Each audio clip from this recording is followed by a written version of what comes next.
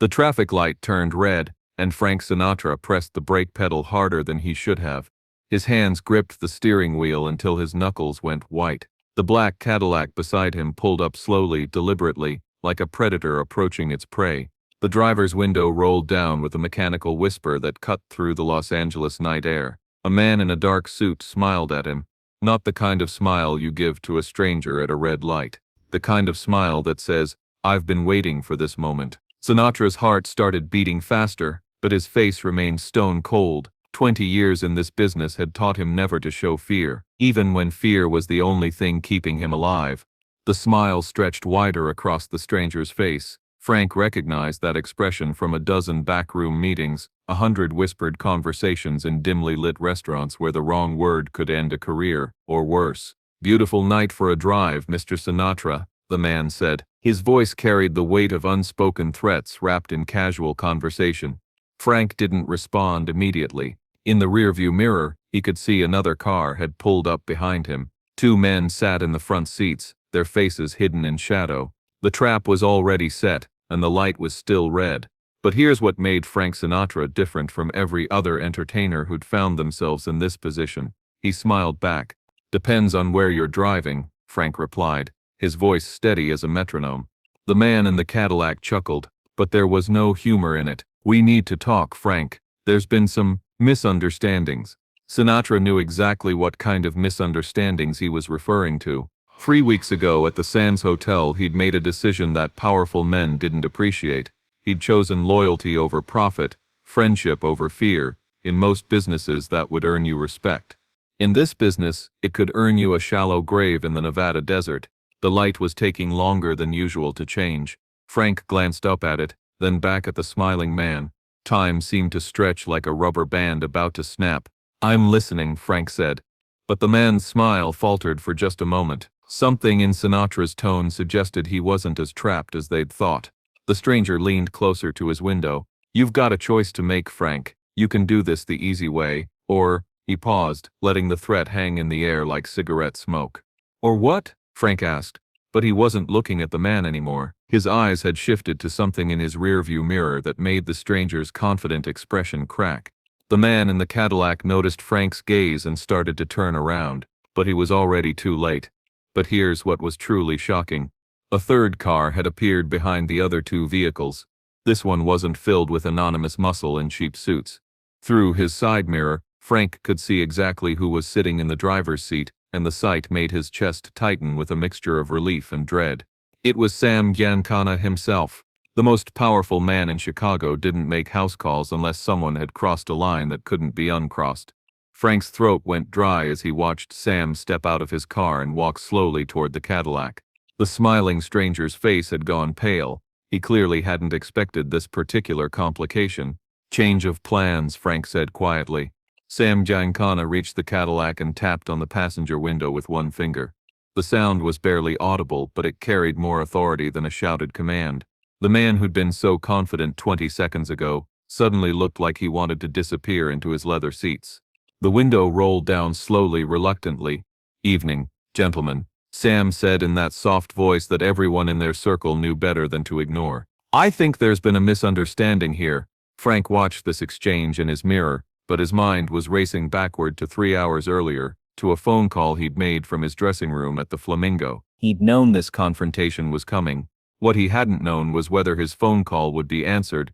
Apparently, it had been. Sam leaned down to speak quietly with the men in the Cadillac. Frank couldn't hear the words, but he could see the effect they had. The confident predators had suddenly become nervous prey. The light turned green. Frank shifted his Cadillac into drive, but he didn't accelerate, not yet. Sam Giancana walked back to his own car, but before getting in, he caught Frank's eye in the side mirror and gave him a single nod.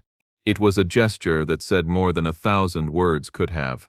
Frank pressed the gas pedal and drove through the intersection. In his rearview mirror, he watched the car that had been following him make a U-turn and disappear into the night. The immediate threat was over, but Frank knew better than to think this was finished. This is where everything changed. 20 minutes later, Frank pulled into the parking lot of a 24-hour diner on the outskirts of Vegas. It was the kind of place where nobody asked questions and everyone minded their own business. perfect for the conversation he was about to have. Sam Giancana was already sitting in a back booth, a cup of black coffee cooling in front of him. Frank slid into the seat across from him, noting how the other late-night customers suddenly found reasons to finish their meals and leave. "You called in a big favor tonight, Frank," Sam said without preamble. "I know, those boys weren't playing games. Mickey Cohen's organization doesn't send warning shots." Frank nodded. He'd recognized the car, the suits, the practiced intimidation. Mickey Cohen was expanding his operations from Los Angeles, and anyone who stood in his way had a tendency to disappear. "What did you do to piss off Mickey?" Sam asked. Frank reached into his jacket and pulled out a manila envelope. He placed it on the table between them, but didn't push it toward Sam. "Not yet. 3 weeks ago, Mickey made me an offer. He wanted to buy into my recording contracts, become a silent partner in some of my business ventures. And you said no." "I said hell no." Sam's eyebrows rose slightly. In their world, saying no to Mickey Cohen was like slapping a loaded gun out of someone's hand. Brave, but incredibly stupid. "There's more," Frank continued. "Mickey didn't just want a piece of my business. He wanted me to use my connections, my influence with other entertainers, to help him expand his operations." Now Sam was leaning forward, his interest sharpening to a razor's edge. "He wanted you to recruit for him every big name in Vegas and Hollywood." He had a list: Sam, Dean, Sammy, Joey, Jerry Lewis, even some of the writers and directors. He wanted to build an empire, and he wanted me to be his front man. Frank pushed the envelope across the table. Sam opened it and found photographs, documents, recorded conversations, evidence of Mickey Cohen's plan to systematically take over the entertainment industry in Nevada and California. "Where did you get this?" "I've been documenting everything since the first meeting. I knew this day would come." Sam studied the contents of the envelope for several minutes, his face revealing nothing. Frank waited, knowing that his life might depend on the decision this man was about to make. "You haven't seen the biggest surprise yet. You realize what you're asking me to do?" Sam finally said. "I'm asking you to choose between Mickey Cohen and Frank Sinatra." "No." Sam's voice was quiet but firm. "You're asking me to choose between Mickey Cohen and the future of every legitimate businessman in this industry." Frank felt a chill run down his spine. Sam understood the implications better than he'd expected. "Mickey's not just coming after you, Frank. This is bigger than one entertainer. Bigger than one recording contract. If he succeeds with you, every major talent in America becomes a potential target." Sam closed the envelope and looked directly at Frank for the first time since they'd sat down. "But here's what you don't know," Sam continued. "Mickey Cohen made the same pitch to 3 other organizations in the last 6 months: Chicago, New York, Kansas City. He's trying to build a coalition." Frank's blood ran cold. A coalition of organized crime families working together to control the entertainment industry would be unstoppable. "What did they tell him?" "Chicago told him to go to hell. New York is still considering it. Kansas City." Sam paused. "Kansas City said yes." The diner suddenly felt colder, despite the desert heat outside. Frank realized that tonight's confrontation at the red light wasn't just about his refusal to cooperate. It was about preventing a war that could destroy everything he'd worked to build. "So what happens now?" Sam picked up his coffee cup and drained it in one long swallow. "Now we find out how much your friendship is worth to the people who matter." He stood up from the booth and placed a $20 bill on the table. "Go home, Frank. Don't take any meetings. Don't make any deals. Don't even answer your phone unless it's someone you'd trust with your life." "How long?" 48 hours.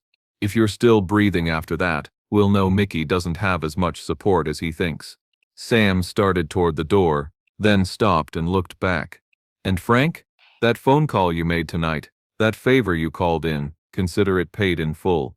The door chimed as Sam Giancana disappeared into the Las Vegas night, leaving Frank alone in a diner that suddenly felt like the most dangerous place in America. "Wait, here's the detail you missed." Frank sat in that booth for another 20 minutes, nursing a cup of coffee that tasted like motor oil and thinking about the phone call Sam had mentioned, the favor that was now paid in full. It had happened 2 years ago. In Chicago, Sam's nephew had gotten himself into trouble with some very serious people over a gambling debt that had spiraled out of control. The kid owed money he didn't have to men who didn't believe in payment plans.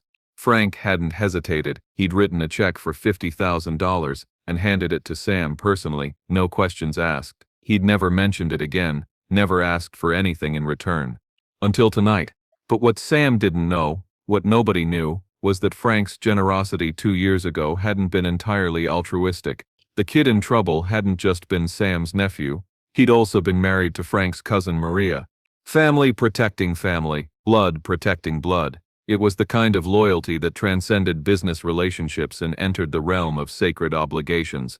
Frank finally left the diner and drove home through empty streets, but he wasn't thinking about Mickey Cohen or coalition politics anymore. He was thinking about Maria, about family, about the invisible threads that connected people in ways that business partnerships never could. The next morning, Frank woke up to find 3 messages waiting for him. The first was from his manager, canceling all of his appointments for the next 2 weeks. The second was from the Sands Hotel, informing him that his residency had been temporarily postponed. The third message was from an unknown number. No words, just an address and a time, 3 p.m. Frank recognized the address. It was a warehouse in the industrial district, the kind of place where conversations happened that were never supposed to be recorded or remembered. What you've seen so far is nothing. At exactly 3 p.m., Frank pulled up to the warehouse. The building looked abandoned, but he could see fresh tire tracks in the gravel parking lot. Someone had been here recently. The front door was unlocked. Inside, the warehouse was mostly empty, except for a single table in the center of the space. 2 chairs faced each other across the table. Mickey Cohen sat in one of them, waiting. "Right on time?" Mickey said as Frank approached. "I've always admired punctuality." Frank took the empty chair but didn't speak. "You've caused me quite a bit of trouble, Frank. Do you know that?" "Good." Mickey's smile didn't reach his eyes. "I had a very interesting conversation with Sam Gainkana this morning. He made me a counteroffer." Frank kept his expression neutral, but his pulse quickened. "He offered to buy out my interest in this entire operation, offered to compensate me for my investment, my time, my—" "And?" "I told him I'd consider it, but first I wanted to hear what you had to say." Frank looked around the empty warehouse. No backup, no witnesses, no recording equipment that he could see. Just 2 men having a conversation that could reshape the balance of power in organized crime. "I don't have anything to say to you, Mickey. That's unfortunate, because I have quite a lot to say to you." Mickey reached into his jacket and pulled out a photograph. He placed it on the table between them, face down. "Before you make any final decisions, I want you to look at this." Frank didn't reach for the photograph. "Look at it, Frank." There was something in Mickey's voice that made Frank's skin crawl. A certainty, a satisfaction that suggested he was about to reveal something devastating. Reluctantly, Frank picked up the photograph and turned it over. His blood turned to ice. The photograph showed his daughter Nancy walking out of her apartment building in New York. She was laughing at something someone off camera had said, completely unaware that she was being watched. The timestamp in the corner showed that the picture had been taken that morning. "You won't believe this, but—" Frank's hands didn't shake as he set the photograph back down on the table, but every muscle in his body had tensed like a coiled spring. "That's quite a beautiful daughter you have," Mickey said conversationally. "Smart too. Did you know she's been taking singing lessons? Following in Daddy's footsteps. You stay away from her." "Oh, Frank, you misunderstand me. I'm not threatening Nancy. I'm protecting her." Frank's eyes snapped up to meet Mickey's gaze. "You see, there are other people interested in this situation, people who don't have my restraint, my business ethics. If our negotiations fall through, I can't guarantee that those people will be as reasonable as I am." The warehouse fell silent except for the distant hum of traffic on the highway. Frank realized that this meeting wasn't about business anymore. It wasn't even about money or territory. It was about control. Complete, absolute control. "What do you want?" Mickey leaned back in his chair, satisfied that he'd finally gotten through Frank's defenses. "I want exactly what I asked for 3 weeks ago. Partnership in your recording contracts, influence with your professional connections, and cooperation with my expansion plans. And if I say yes, then Nancy continues her singing lessons completely unaware that this conversation ever happened. You continue your career, I continue mine, and everybody wins. And if I say no?" Mickey's smile disappeared. "Then we find out how much protection Sam Gaiankana can really provide." Frank stared at the photograph of his daughter for a long moment. Nancy was wearing the dress he'd bought her for her birthday, laughing at something simple and innocent in a world that was neither. When he looked up, his decision was already made. I need 24 hours to think about it. You have 12. Mickey stood up from the table and walked toward the door, leaving the photograph behind. At the entrance, he stopped and looked back. Frank, don't make this more complicated than it needs to be. Some decisions can't be undone. The door closed with a metal clang that echoed through the empty warehouse like a gunshot. Frank sat alone with the photograph of his daughter, understanding for the first time that his war with Mickey Cohen had been over before it started. The only question now was how much damage would be done before he surrendered. But what nobody knew, what Mickey Cohen couldn't have anticipated, was that Frank Sinatra had made a phone call from that warehouse. While Mickey had been talking, Frank's hand had found the emergency number Sam Giancana had given him 2 years ago, a number that connected directly to a man who specialized in making problems disappear. The call had lasted exactly 30 seconds. The message had been even shorter: Warehouse District Industrial Road, now. Frank picked up the photograph and walked toward the door, but he didn't leave immediately. Instead, he waited by the window watching the parking lot. 7 minutes later, 3 black cars pulled up outside. Sam Giancana got out of the first car. From the second car emerged 2 men Frank didn't recognize but whose reputation he knew by heart. Enforcers, problem solvers. The kind of people who made Mickey Cohen's threats look like children's games. But it was the third car that made Frank smile for the first time in 24 hours. His daughter Nancy stepped out of the passenger seat, completely safe and completely unaware of the danger she'd been in. Behind her came a man Frank recognized as one of Sam's most trusted bodyguards. The photograph had been real, but Mickey Cohen had made one critical mistake. He'd assumed that Frank Sinatra was alone in this fight. He'd forgotten that some families run deeper than business relationships.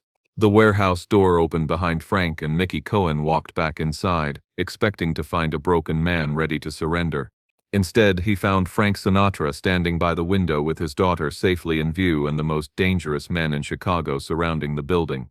"Hello, Mickey," Frank said without turning around. "I've got an answer for you." Mickey's face went white as he realized the trap had been reversed. "You see, I made a phone call while you were making your threats, and I learned something very interesting." Frank finally turned away from the window to face Mickey directly. "Nancy was never in any danger. She's been under protection since the moment your photographer started following her." Mickey's confident facade crumbled completely. "But here's the part that's really going to interest you," Frank continued. "Sam Giancana didn't just refuse your coalition offer 3 weeks ago. He's been documenting your entire operation since you first approached Chicago." The sound of car doors slamming echoed through the warehouse as Sam's men took their positions outside. "Every meeting, every threat, every attempted recruitment. The FBI has been very interested in your expansion plans." Mickey's hand moved toward his jacket, but Frank held up a finger. "I wouldn't recommend that. The men outside have been watching you for the past hour. They know exactly what you're carrying, and exactly how fast you can draw it."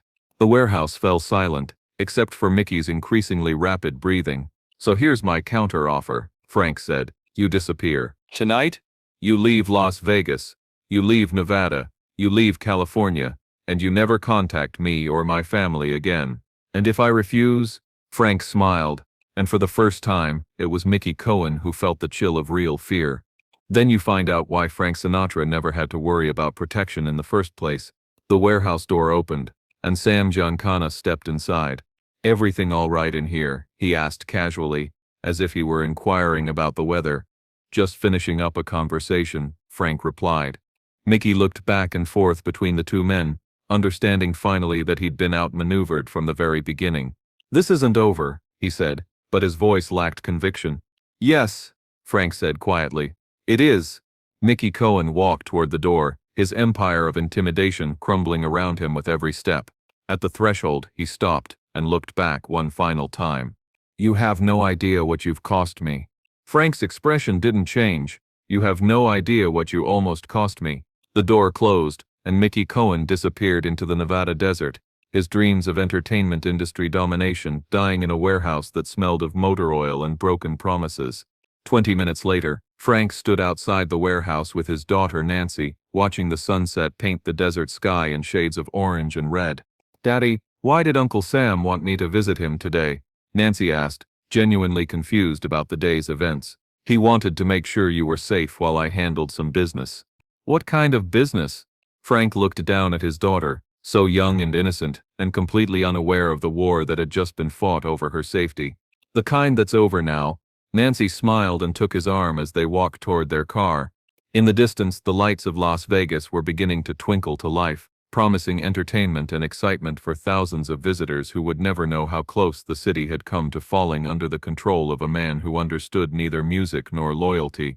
As they drove home, Frank thought about the red light where this had all started 24 hours ago.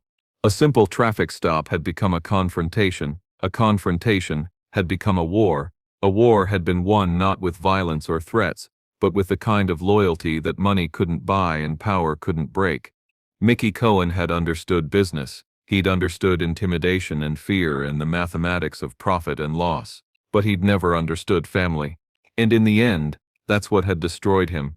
Frank reached over and squeezed his daughter's hand as they drove through the Las Vegas night, the city lights reflecting off the windshield like stars that had fallen to earth.